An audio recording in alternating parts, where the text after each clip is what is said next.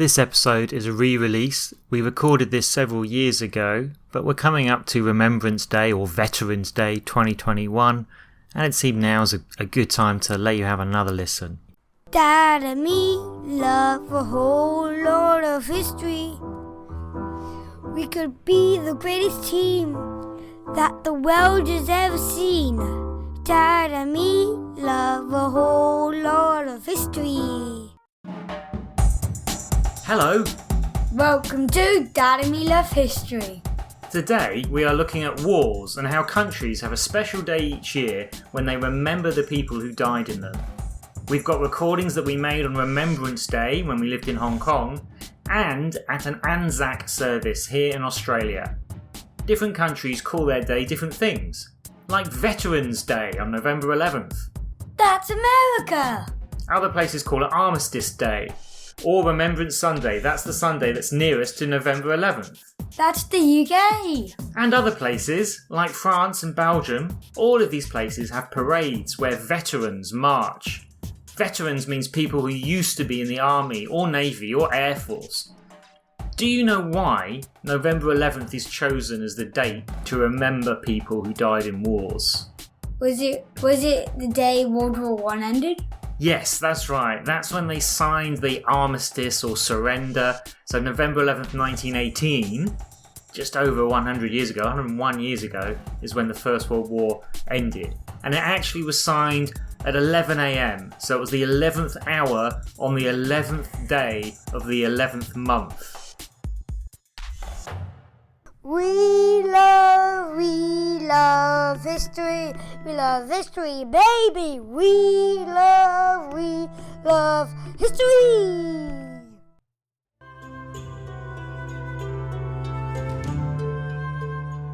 Did you know in World War I, dogs were used to carry messages up and down the trenches where soldiers lived and fought?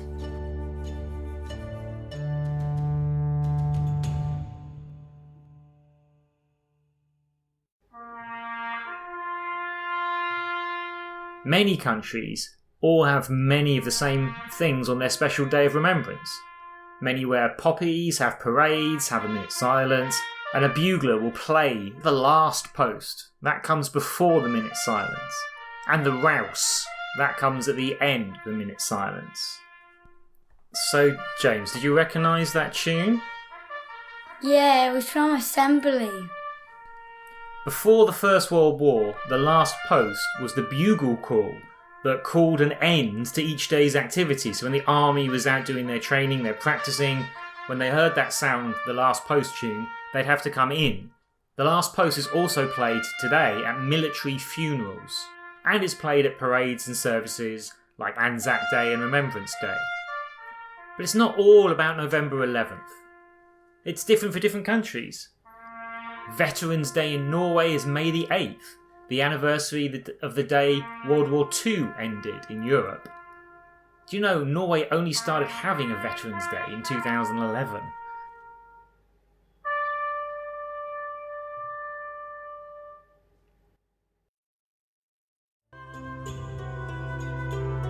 Did you know World War I was the first war where tanks and aeroplanes were used? The Britons invented tanks and called them land ships at first.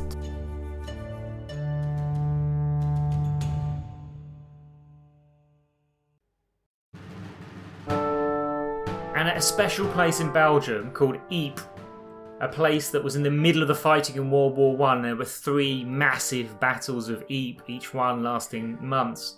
There's a huge concrete arch there today called the Menin Gate.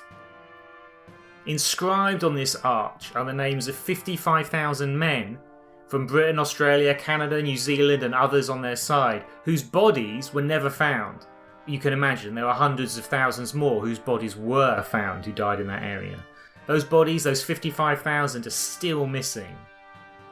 There at the Menin Gate, they don't just play the last post and have a minute's silence on one day per year, like November 11th. They do it every day. Every day? Every single day. At 8 o'clock in the evening, every night, no matter how bad the weather is, freezing cold, sometimes heavy rains, snowing, ice, doesn't matter. They've been doing it every day for almost 100 years, since not long after the First World War, to pay respects and remember what people sacrificed.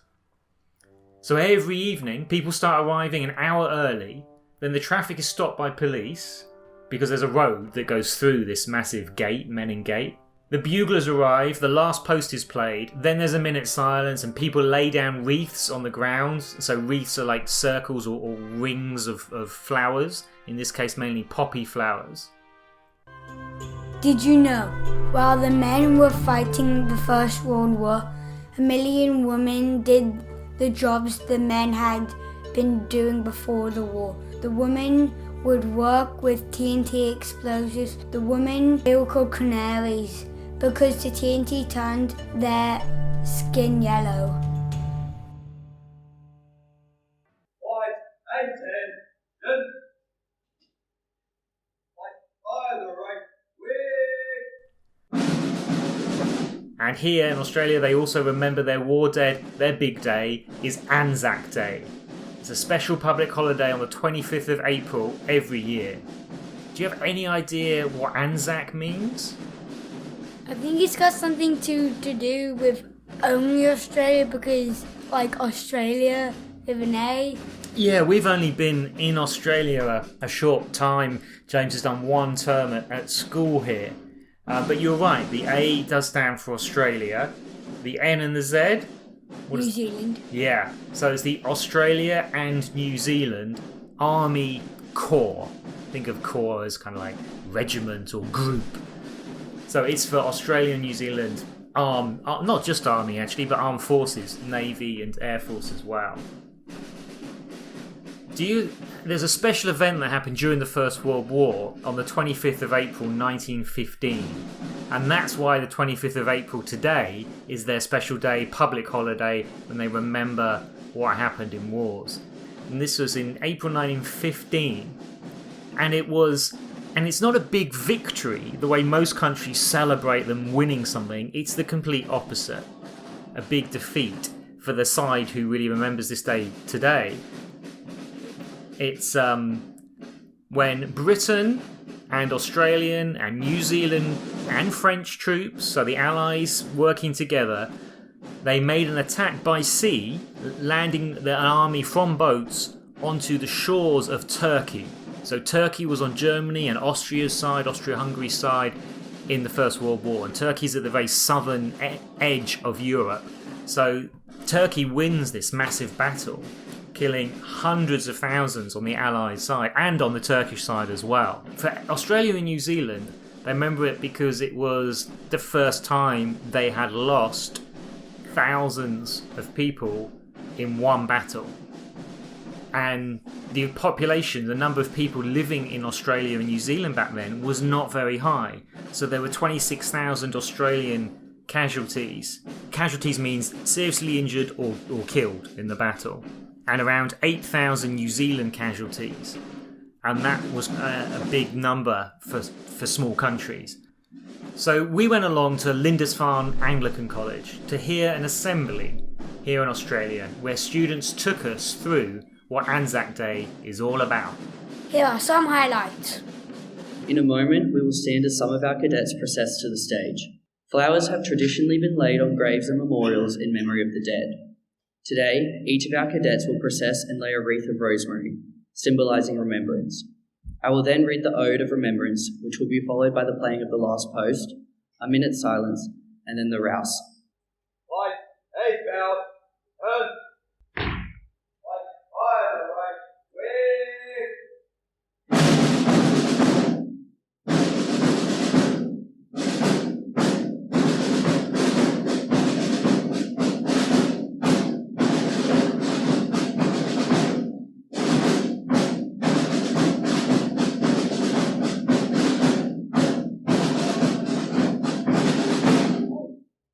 They shall not grow old, as we that are left grow old.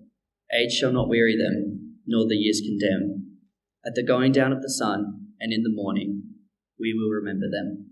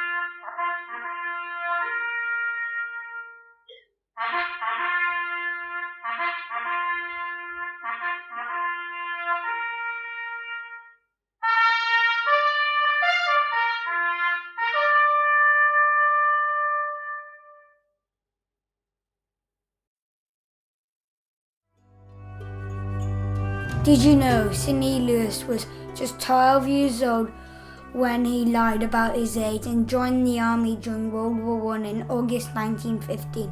He fought in some big battles and received 2 medals, but he was later sent home after his mum sent his birth certificate to the government and demanded that they would send him home. When he turned 16, he joined the army again and fought in the last few months of the war.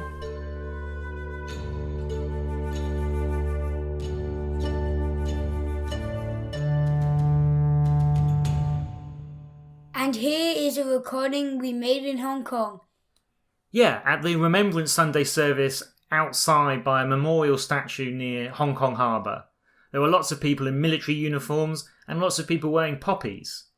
And first we speak to Sergeant Kelvin Fawcett. Hello, James and I are at the Cenotaph in Hong Kong for Remembrance Day service for Dad and Me Love History. And we're here with Kelvin, who's got a selection of war medals. Can you tell us about your medals? Sure, no problem. Well, first of all, I served in the Royal Engineers for 24 years. This medal on the left, this is the Northern Ireland Medal. I was there from 1995 to 97. This next one is the Bosnia Medal. I was there in 1997. The next one is Macedonia and Kosovo. Okay, it's the same medal for both operational tours, which is why I'm wearing a little number 2. Okay, the next one is the Iraq Medal. I was there in 2005, 2006. The next 2 are Jubilee Medals, so for the Queen's Jubilee. And the last one is what we call the Accumulative Service Medal, which means I've spent so long on operational tours. Thank you very much. There, is that Ryan's sister? Yeah, you're right, that is. That's your buddy's sister. To ask her afterwards. I guess her mum or dad are in or have been in the armed forces. I guess that now that Hong Kong's part of China, that we won't hear the British national anthem today. See who's walking up on the far side now, what they're wearing? Kilts. So fighting to defend Hong Kong 75 years ago, there were regiments from Canada, from India, and from Britain, as well as from Hong Kong. And one of the ones from Britain was the Royal Scots. So there would have been bagpipes around with those guys, that's for sure.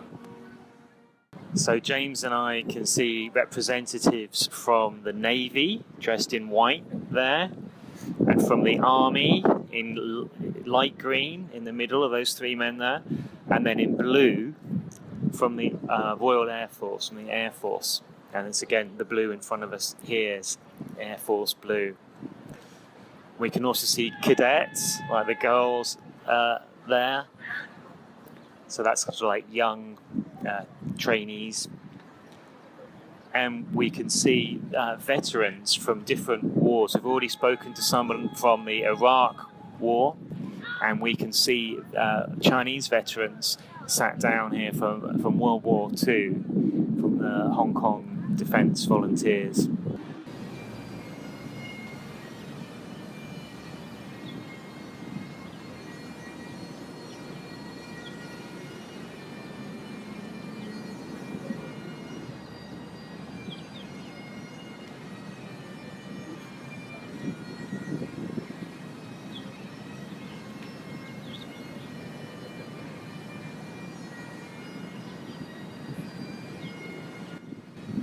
So James, do you know why they use a poppy as a symbol for war?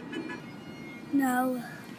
It's because during the First World War, a lot of the fighting took place in fields, and a lot of those fields had poppies in them, at least before the war and even more after the war. And you can go there today in France and Belgium, where a lot of the fighting took place, and there's fields of poppies, the red flower.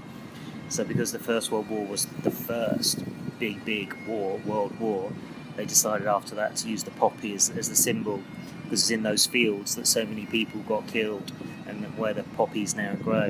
And they've used that symbol ever since. We love history. We love history, baby. We love history. Yes, but the poppy was really made famous by a Canadian doctor, Lieutenant Colonel John McCrae. During the First World War, he was inspired by the sight of poppies, the red flowers growing in the fields where the battles took place in northern France and Belgium. So McCrae wrote a now famous poem called In Flanders Fields. Flanders was the area of Belgium he was in, and you'll hear the word larks, that's a type of bird, and when you hear the line scarce heard amid the guns, that means they couldn't hear the birds because of the noise of the guns. In Flanders Fields the poppies blow between the crosses row on row. They mark our places, and in the sky the larks still bravely singing, fly, scarce heard amid the guns below. After the First World War, the poppy was adopted as a symbol of remembrance. So that earlier recording was from Hong Kong, where Remembrance Sunday is the nearest Sunday to November 11th each year. Back in Australia, we interviewed an Australian Army Major. Yes, we'll end today's special pod by hearing from Major Matina Jewell. Thanks for joining us today. Send us your comments on Instagram And Twitter. and Facebook. Yes, this is our last episode for this season, but tell us what questions from history you would like us to answer next season. So we'll leave you with Major Matina.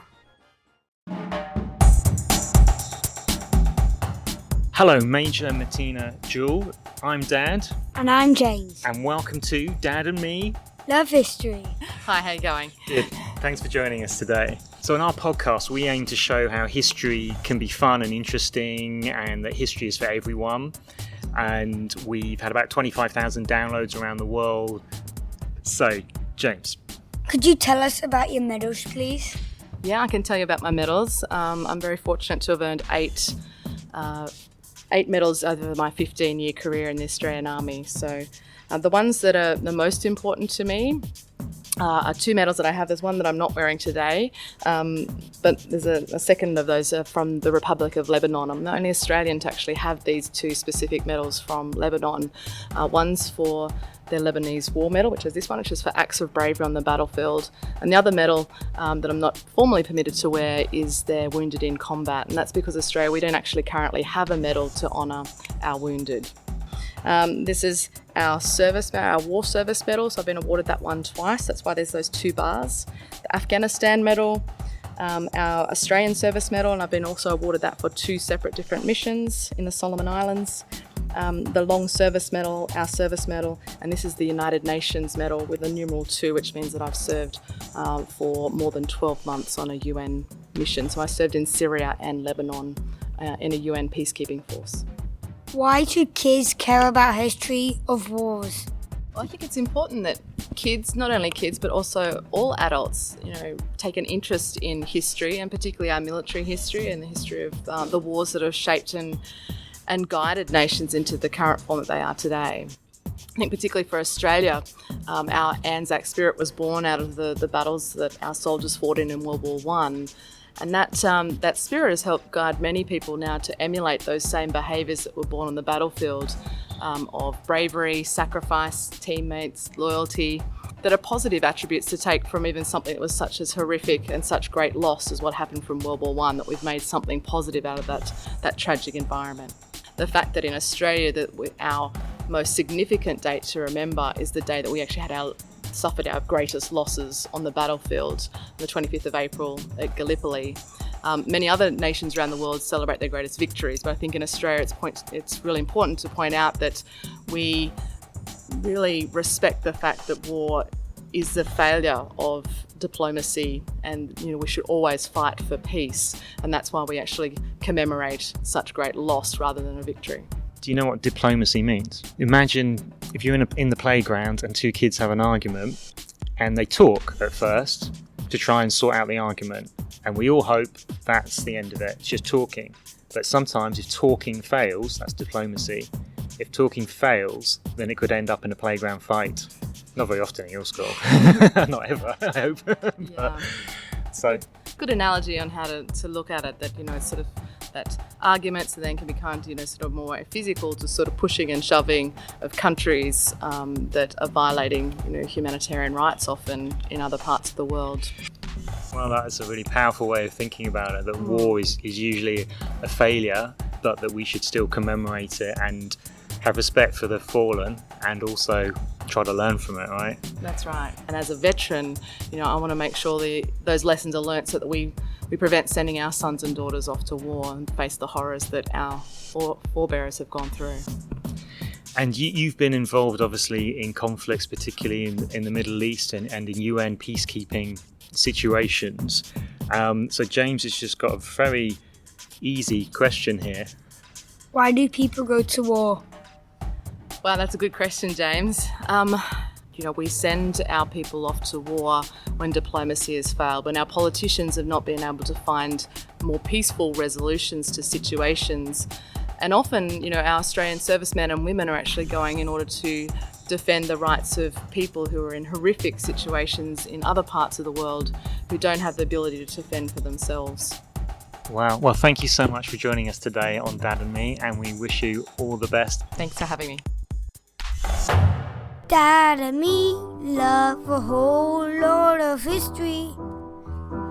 We could be the greatest team that the world has ever seen. Dad and me love a whole lot of history. Here are some questions to see if you were listening. What does ANZAC, Anzac, stand for? Number 2. Why is November 11th an important date for remembering people from wars? Number 3. What happened at Gallipoli in Turkey in World War I? Number 4. What is the last post? Number 5. Which country is the Menin Gate in? Number 6. What colour are poppies? Number 7. Who wrote the poem in Flanders Fields? Number 8. Why is it important to remember people who died in war?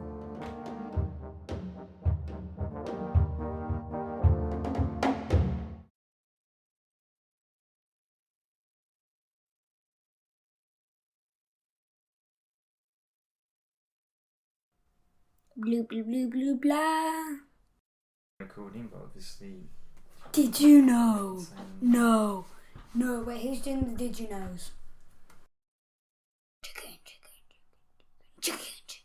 chicken, chicken, chicken, chicken, chicken, chicken, chicken, chicken, chicken. Dun dun dun dun dun dun. You were there, so I don't need to play the highlights now, but I've cut it down. Excellent. Good. Well done. Boom, shakalaka, laka, boom.